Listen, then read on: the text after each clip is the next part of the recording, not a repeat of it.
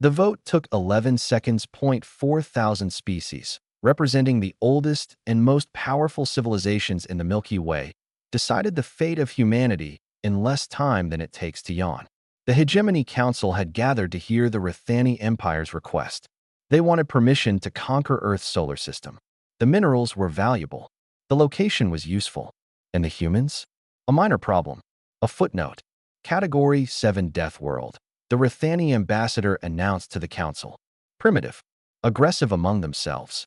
Spacefaring for only 2 centuries. They have 3 colony worlds and a small defense fleet.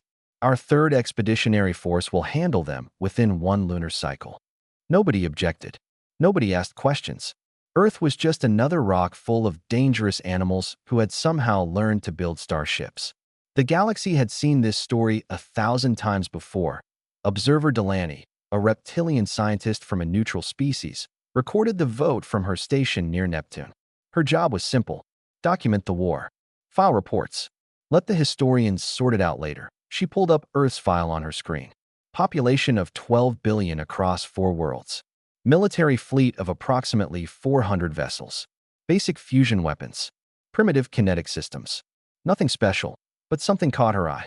A note buried deep in the file, added by an observation drone 50 years earlier. Species displays unusual tendency toward internal conflict. Recommend continued monitoring. Delaney marked it for later review and continued her work. 3 days after the vote, the Rithani 3rd Expeditionary Fleet arrived at the edge of human space. 800 warships, 2 million soldiers. Enough firepower to crack a small moon in half. Their commander, Fleet Admiral Rodhax, broadcast the standard conquest message on all frequencies. Surrender immediately. Lay down weapons. Accept Rithani rule. Resistance will be punished with extinction. The human response came 6 hours later. A single transmission from Earth. We need to discuss this internally. Please give us 72 hours before any military action. We wish to avoid unnecessary bloodshed. Rodhax laughed so hard that his staff worried he might injure himself. 72 hours? To discuss? These primitives were even more pathetic than the report suggested. They were probably arguing among themselves about whether to fight or surrender. Typical for a species that had spent most of its history killing each other over patches of dirt. Grant them their 72 hours, Rodhax announced. Let them stew in their fear. When the time expires, we crush them completely. This will make an excellent training exercise for our newer officers. Across human space, the 72 hours passed in silence. No panic broadcasts. No emergency negotiations. No desperate pleas for help from the hegemony. Delaney found this strange. Every other conquered species had spent their final hours begging, threatening, or praying. The humans did none of these things. Their communication channels showed normal traffic, shipping schedules, weather reports, something called football scores. Were they in denial? Were they too primitive to understand the danger? She zoomed her observation drones closer to Earth. What she saw confused her even more. Massive evacuation ships were moving civilians from coastal cities to inland locations. Military vessels were repositioning in patterns that suggested careful planning, not panic. Underground facilities that had never shown activity before were now glowing with power signatures. They were not panicking. They were preparing, but preparing for what? Their fleet was outnumbered 2 to 1. Their weapons were generations behind Rithani technology. What could they possibly be preparing for except a slightly more organized defeat? The 72 hours expired at exactly midnight, Earth Standard Time. Admiral Rodhax transmitted his final demand. Humans of Earth, your time has ended. Surrender now or face annihilation. The response came immediately. Not from a government official. Not from a military commander. From a grandmother in a city called Oslo, who had accidentally left her broadcast equipment on. Go to hell, you overgrown lizards. Rodhax blinked. Then he smiled. Finally, a species with some spirit. This might be entertaining after all. All ships, he commanded. Begin the invasion. Destroy their orbital platforms first. Then their fleet. Then we discuss terms with whoever survives. The Rithani fleet advanced toward Earth like a wave of steel and fire. 800 ships. 2 million soldiers. The greatest military force this sector had ever seen. Facing them, the human fleet gathered near Mars. 400 ships, maybe slightly more. Old designs, basic weapons, crews who had never seen real combat that a Rithani tactical officer reported to Rodhax. Admiral, they're bringing their entire navy to face us. All of it. Every ship they have. Rodhax settled into his command chair with satisfaction. How adorable. They want to make a stand. Let them. This won't even require our full attention. Signal the fleet. Weapons free. The first shots of the war crossed the void between the two fleets, and somewhere deep beneath Earth's Pacific Ocean, in a facility that appeared on no map, a red light began to blink on a console that had remained dark for 200 years. The technician looked at it, then looked at her commander. Ma'am, Protocol Fenrir just moved to standby status. Admiral Greta Lindquist nodded slowly. Good. Let's hope we don't need it. Let's hope they're smart enough to stop. She watched the battle unfold on her screens. Human ships dying. Rithani ships advancing. But they won't be, she said quietly. They never are. Nobody in the galaxy remembered who fired the first shot. It did not matter. What mattered was that the war had begun, and everyone expected it to end quickly. It did not point 3 months into the conflict. The Rithani had lost 30 warships and 90,000 soldiers. They had captured 2 human colony worlds. They controlled most of the space between Mars and Jupiter. By every standard measurement, they were winning, but something felt wrong. Fleet Admiral Rodhax stood in his command center, staring at casualty reports that made no sense. His 3rd expeditionary force was the pride of the Rithani military. They had conquered 12 species. They had never lost more than 5 ships in any campaign. Now they had lost 30. Not to superior technology, not to brilliant tactics, just to humans who refused to die quietly. They fight like wounded animals, his tactical officer reported. Disorganized, desperate, but they keep fighting. Rodhax nodded. That matched what he had seen. Human ships would attack, take damage, retreat, and attack again. Their weapons were weak, but accurate. Their pilots were untrained, but fearless. For every human ship destroyed, a Rithani vessel took damage. Acceptable losses, Rodhax decided. Continue the advance. They cannot sustain this forever. He was right. The humans could not sustain it. Their fleet was shrinking. Their colonies were falling. Earth itself was under siege. But Rodhax had missed something important. Something that would haunt him for the rest of his very short life. The humans were not fighting to win. They were fighting to teach. Admiral Greta Lindquist watched the same battle reports from her underwater command center.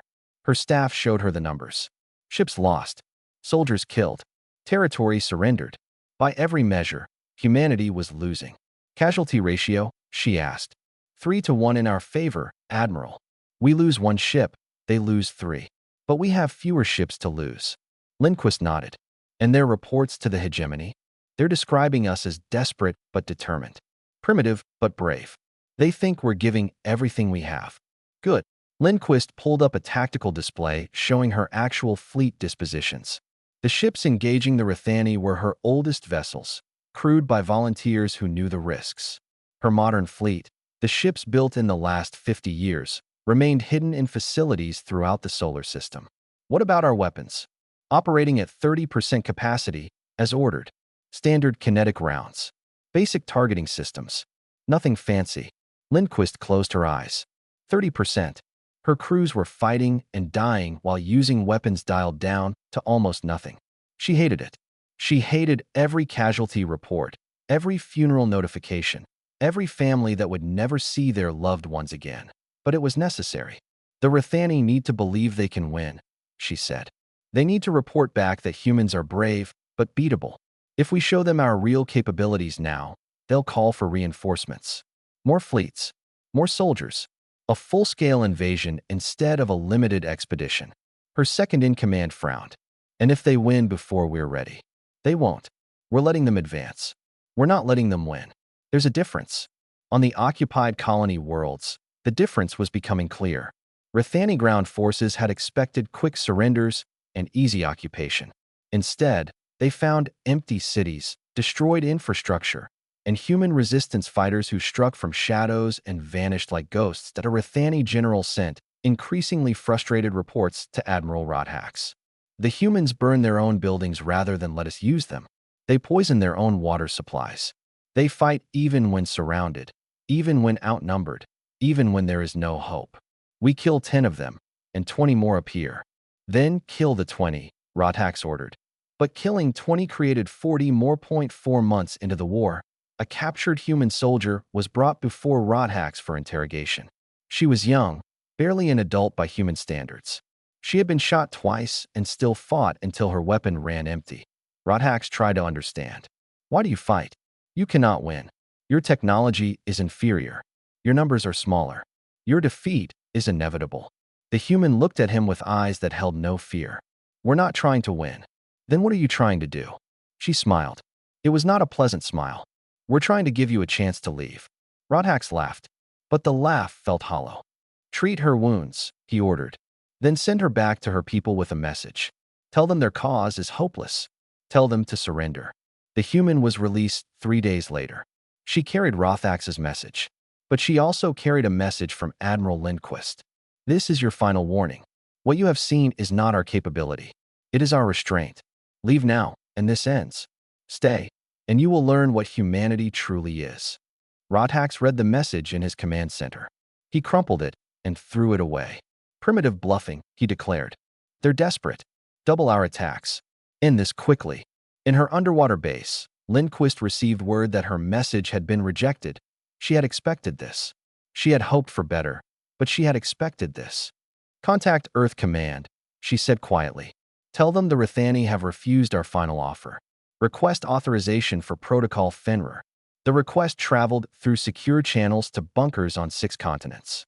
Military leaders and civilian officials reviewed it together. The vote took 3 hours. Not because anyone disagreed, but because everyone wanted to be absolutely certain there was no other way. The authorization came back as the sun set over the Pacific. Lindquist read it, then looked at her staff. May God forgive us for what we're about to do. She pressed a button that had waited 200 years to be pressed. All units. Protocol Fenrir is authorized. Weapons free. No more restraint. Across human space, ships that had been running suddenly stopped and turned around. Observer Delaney had not slept in 4 days. Her observation station orbited Neptune, far from the fighting but close enough to monitor everything. She had watched 100 wars during her career. She had documented the rise and fall of species. She thought she understood conflict. She did not understand this one that her screens showed battle data from the past 4 months. Human losses, Rithani losses, territory changes, weapon signatures. She had analyzed it all a dozen times, and the numbers refused to make sense. Human weapons should have been weaker. They were weaker. Her instruments confirmed it. But somehow, impossibly, the damage they caused was too consistent. Too precise, as if the weapons were being deliberately limited. Human ships should have been slower. They were slower, but their acceleration curves showed capabilities they never used. They could move faster. They chose not to. Human tactics should have been desperate. They appeared desperate. But when Delaney mapped every engagement, she saw patterns. Organized patterns. Strategic patterns. Retreats that looked like panic but positioned forces exactly where they needed to be. Someone was controlling this war. Someone was holding back. But why? Why would a losing species hold back? Delaney pulled up Earth's historical files. She had glanced at them before. Now she read them carefully. What she found made her blood run cold. Humans had been killing each other since before they learned to write. They had invented weapons specifically designed to cause maximum suffering. They had created poisons that destroyed entire cities. They had built bombs that could split atoms and turn continents to ash. And then, 400 years ago, they had looked at everything they had created and decided it was too horrible to use. They had banned chemical weapons, biological weapons, nuclear weapons against population centers. They had created rules for war, limits on acceptable violence, guidelines for treating prisoners. Delaney had never heard of such a thing. War was war. You used every advantage you had. You crushed your enemies completely. That was how the galaxy worked. But humans had decided, deliberately and consciously, to limit themselves. Not because they had to, because they chose to. What kind of species, Delaney whispered to her empty station, chooses to become weaker? The answer came to her slowly, and it terrified her that a species that knew what it could become. A species that had seen its own capacity for destruction and decided to chain the monster rather than release it. She began drafting an urgent report to the Hegemony Council. Her hands shook as she wrote. Warning. Human conflict patterns suggest deliberate restraint. Historical records indicate species possesses significantly greater military capability than currently deployed. Recommend immediate reassessment of threat level. Recommend diplomatic intervention before situation escalates. She transmitted the report through priority channels. It reached the Hegemony Council within hours. The response came back the next day. Your concerns are noted but unfounded. The Rithani 3rd Expeditionary Force has achieved all military objectives on schedule. Human resistance is brave but futile. The war will conclude within 2 months. Continue standard observation protocols. Delaney read the response 3 times. They had not understood. They had not even tried to understand. She began compiling more evidence. Videos of human battles from their own history. Documentation of weapons they had created and then destroyed. Records of conflicts that had killed millions of their own kind. Fought with technology that made Rithani weapons look like children's toys. Then her sensors detected something that made her stop. The human fleet was moving. Not retreating. Not regrouping. Moving forward. All of it. Every ship that had been hiding. Every vessel that had been held in reserve. Pouring out of concealed locations across the solar system. There were not 400 ships. There were over 2,000. Delaney's instruments screamed with new readings. Human weapons that had registered at standard levels were now showing output 10 times higher, 20 times higher. Ships that had crawled through space were now accelerating at rates that should have killed their crews, but the crews were not dying. They were designed for this, built for this. A species from a world where gravity crushed and weather killed had bodies that could survive forces that would liquefy most other beings. An open transmission cut through all frequencies. Delaney's translator converted it to her language. This is Admiral Greta Lindquist of the United Earth Defense Force. Protocol Fenrir has been authorized. All human military units are now operating without restriction. To Rithani forces in human space, you have 1 hour to begin withdrawal. This is not a negotiation. This is not a bluff. This is your final chance. Delaney watched the Rithani response. Fleet Admiral Rothax broadcast his own message, full of confidence and contempt. The humans were bluffing. They were desperate. His forces would crush this pathetic counterattack and end the war today. His forces moved to engage. Delaney saw the first exchange that a Rithani battlecruiser, pride of their fleet, faced a human destroyer 1/3 its size. The battlecruiser fired first. Direct hit. The human ship should have been crippled. It was not even scratched. The human ship fired back.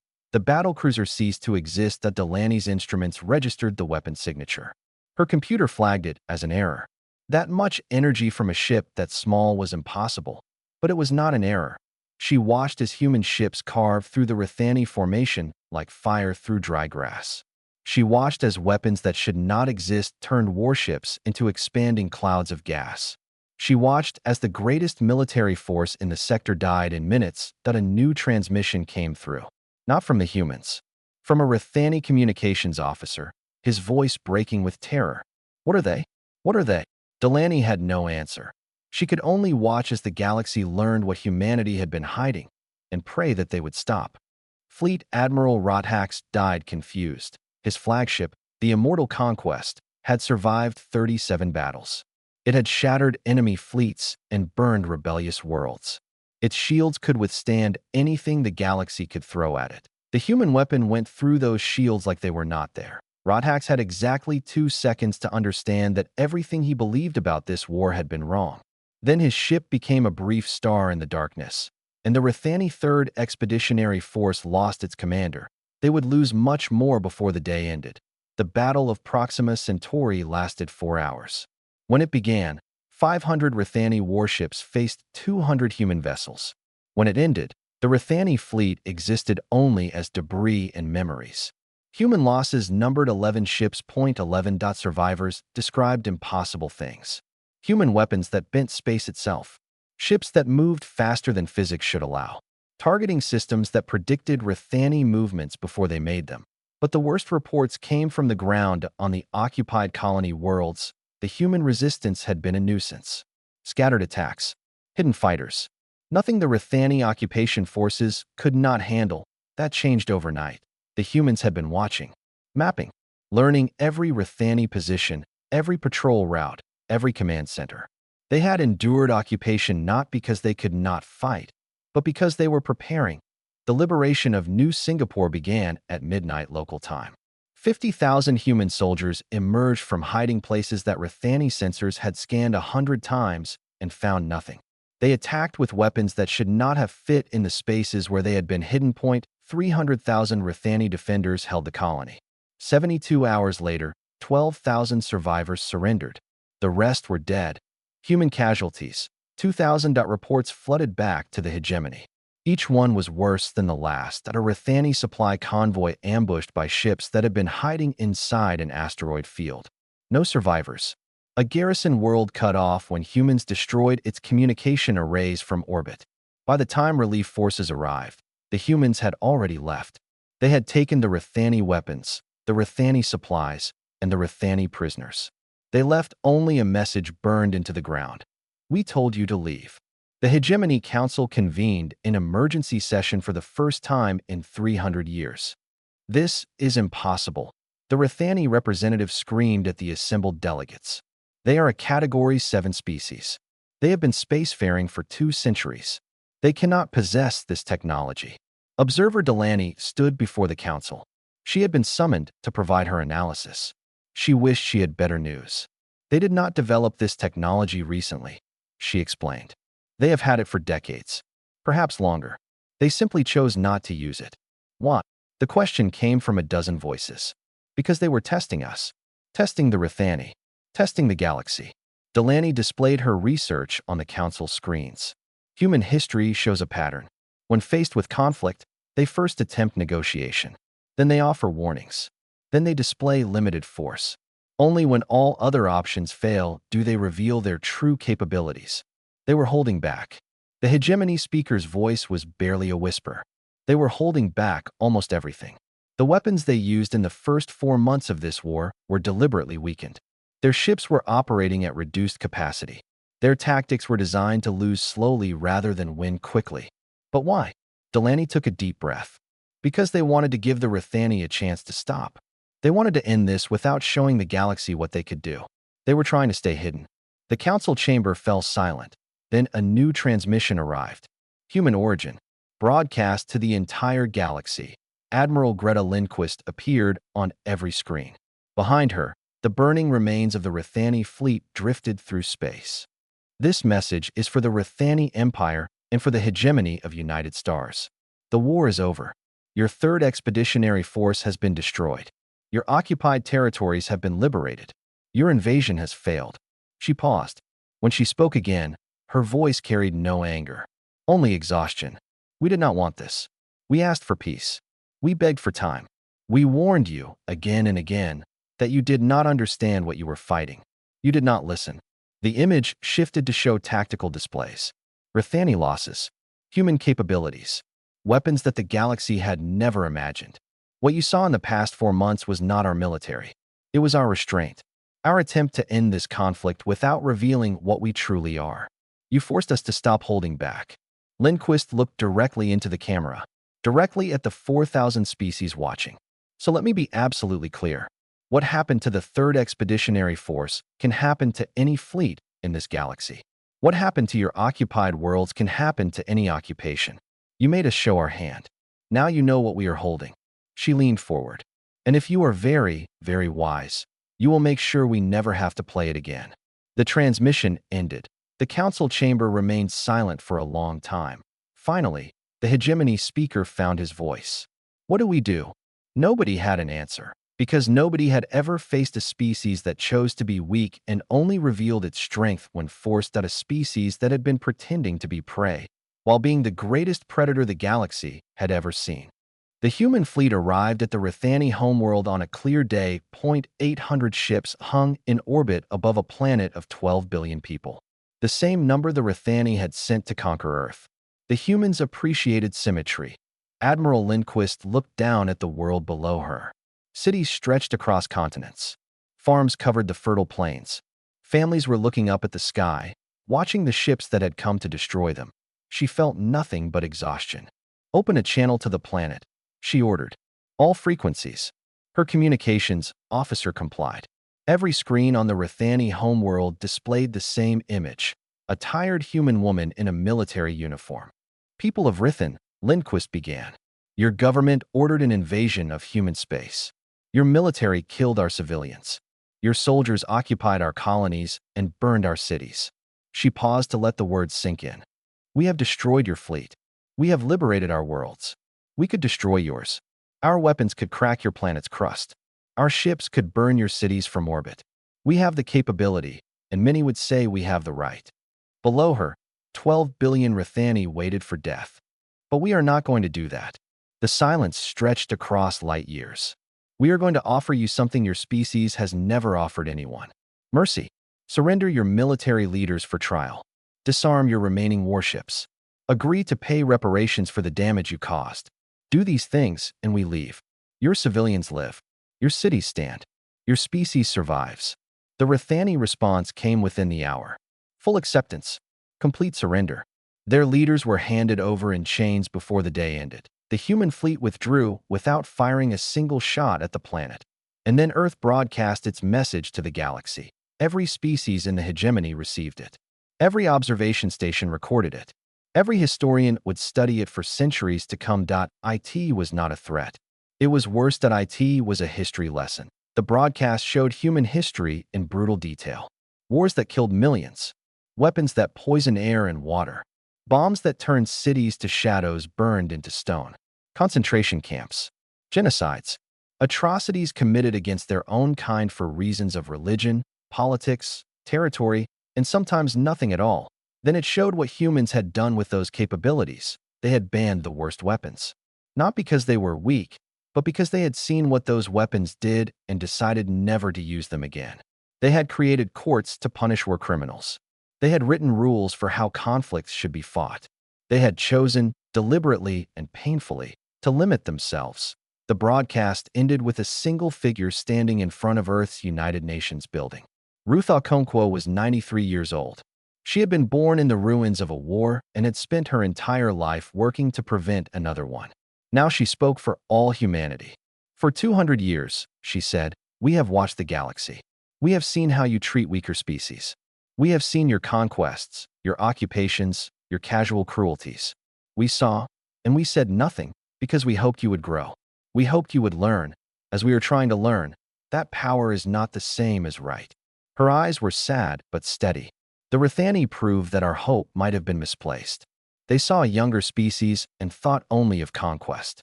They did not ask what we might teach them. They did not wonder what we might share. They saw prey and attacked. She shook her head slowly. They did not understand that humans are not prey. We have never been prey. We come from a world that tried to kill us every day for millions of years. We survived ice ages, plagues, predators, and each other. We clawed our way to sentience through an endless war against our own planet. Ruth stepped closer to the camera. "We are the children of Earth. And Earth does not raise victims. Earth raises survivors. Fighters. Monsters who learned to choose mercy because we knew what we could become if we did not." The image behind her changed. Human children playing in parks. Families sharing meals. Strangers helping strangers.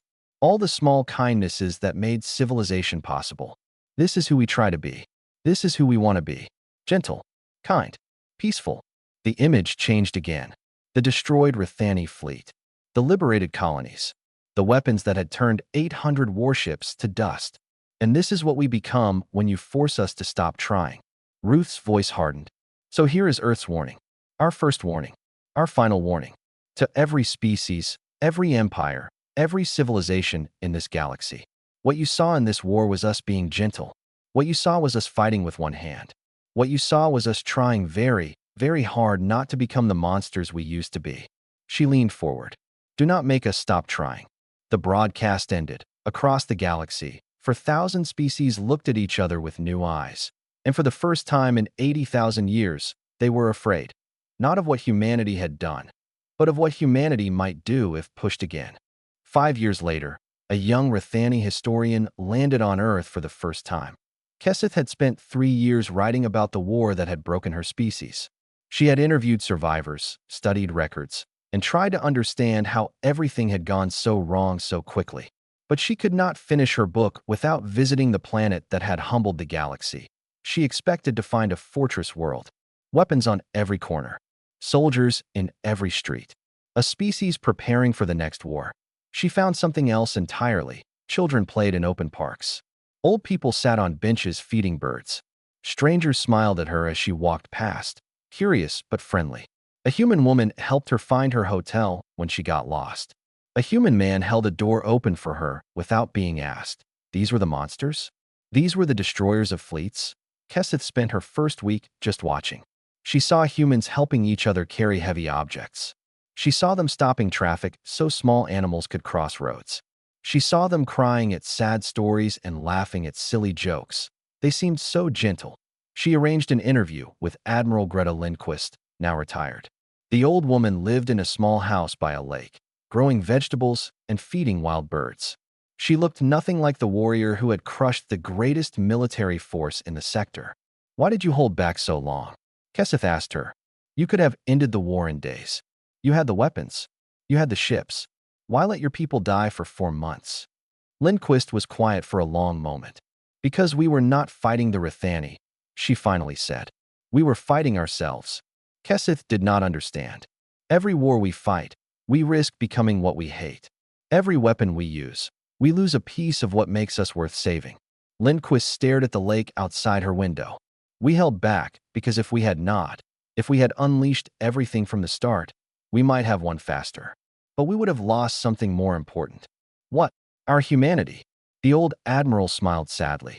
"We spent thousands of years learning to be cruel. It took us even longer to learn to be kind. That kindness is fragile. Every time we choose violence, it gets a little weaker. We held back because we needed to give ourselves every possible chance to stay gentle." Kesseth thought about this for a long time. She asked more questions. She recorded everything. Then she asked one final thing. "Do you think the galaxy will ever forgive you for what you showed them?" Lindquist laughed softly. "We do not need forgiveness. We did not attack anyone. We defended ourselves. If the galaxy fears us now, perhaps that fear will prevent the next war. Perhaps species will think twice before attacking others. Perhaps some good will come from all that death." She looked at Kesseth with eyes that had seen too much. "But I will tell you a secret, young historian. We do not want to be feared. We want to be understood. We want the galaxy to see that strength and gentleness can exist in the same species. That the capacity for destruction does not require destruction. That monsters can choose to become something better." Kesseth's final interview was with Ruth Okonkwo, the woman who had delivered Earth's warning to the galaxy. Ruth was 98 now, still sharp, still watching the stars. They sat in her garden as the sun set over the city. "I have watched your people since the war," Ruth told her. "The Rithani are rebuilding. They are changing. Some of them are even questioning whether conquest was ever the right path." "Some," Kesseth agreed. "Not all. Change takes time. It took humanity thousands of years to learn that war creates more problems than it solves. We still have not learned it completely, but we keep trying." Ruth picked a flower from her garden and studied it. "That is all any species can do. Keep trying." Observer Delaney arrived as the sun touched the horizon. She had become an ambassador now, the first of her species to live on Earth. She sat beside Ruth and watched the stars appear. "Do you think the galaxy will ever truly understand humans?" she asked. Ruth considered the question. "I hope they never have to. Understanding us means seeing what we can become when we stop holding back. I have seen it. My grandparents survived it. That is why we fight so hard to stay gentle." She looked up at the stars, at the thousands of worlds watching Earth with new eyes. "The galaxy sees our restraint as weakness. Let them. Better they think us weak than learn what we become when we are strong." Delaney felt the weight of that statement. "And what is the truth?" Ruth Okonkwo was silent for a long moment. When she spoke, her voice carried the weight of human history. Every war, every atrocity, every time humanity chose violence, and every time they chose mercy. The truth is that humans are not warriors who learn peace. We are monsters who are choosing every single day not to be. And that choice is the hardest war we have ever fought. She turned to Delaney with a gentle smile. "So please, let us keep fighting it. Because if we ever stop," the sentence hung unfinished in the evening air. Delaney realized she did not want to know how it ended. Above them, the stars shone on. Beautiful, cold, and finally, quietly, afraid. but not of what humanity was, of what humanity was trying so hard not to become. And somewhere, in the vast silence between worlds, the galaxy held its breath, hoping the monsters would keep choosing mercy forever at the end.